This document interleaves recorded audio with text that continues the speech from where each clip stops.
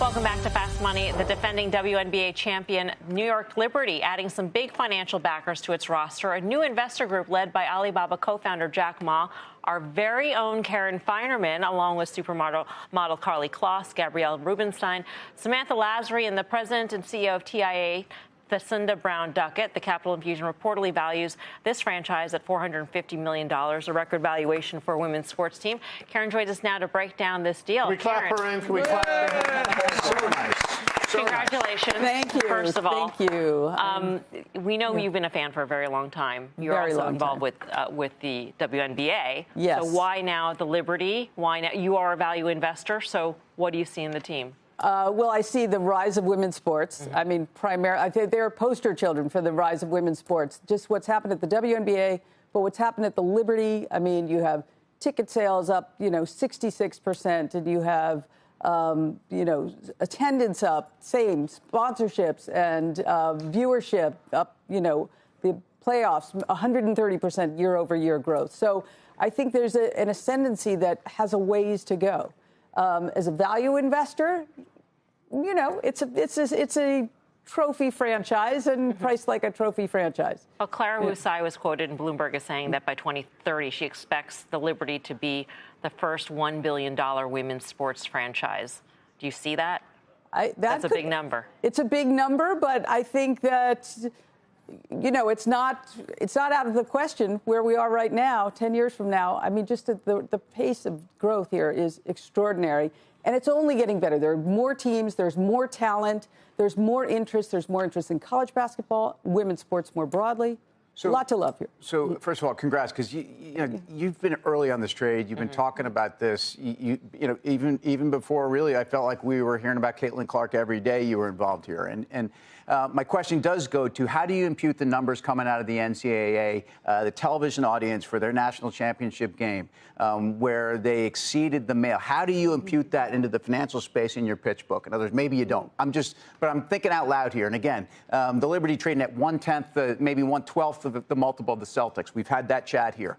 At some point, TV dollars are what this is all about. And it seems to me that women's sports, especially on the collegiate level, collegiate basketball level, are sitting at the main table right now. They are. I mean, I think that there's still a ways to go. We have a new media deal for the WNBA, but I think that the media rights deals will continue to grow because of that growing audience. It's not just NCAA. They'll go with those NCAA stars into the WNBA. And so that's sort of a nice flywheel to have. And just the level of play also.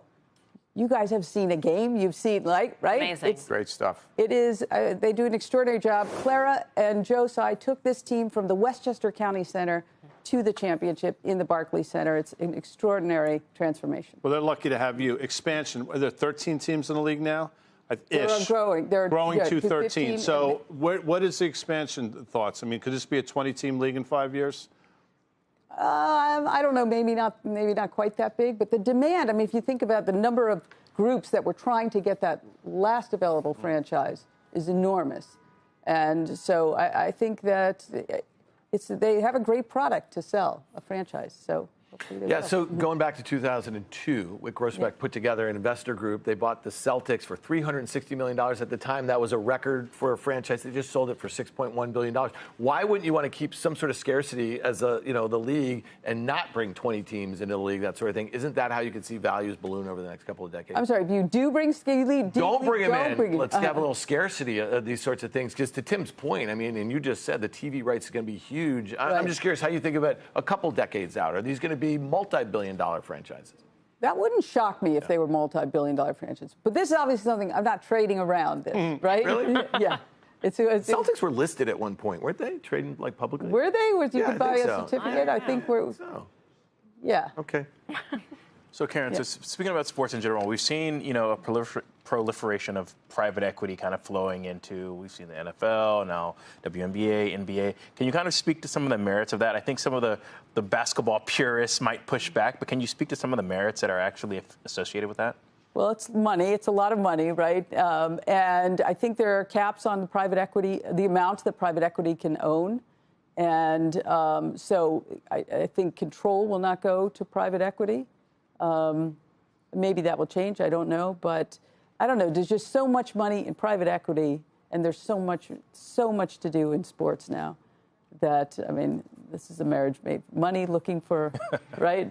Looking for a place to go. And speaking of the money that the Liberty has raised now, part of that's going to be for a new training facility, which will in theory attract new players, better players even than what we have on the roster right now. I mean, Claire and Joe want to make this the state-of-the-art, most premier facility that the players, I mean, they take into account every interest. You know, they have a beauty salon. They have a, child care. They have great trainers and the facilities themselves and the weight room and all of that.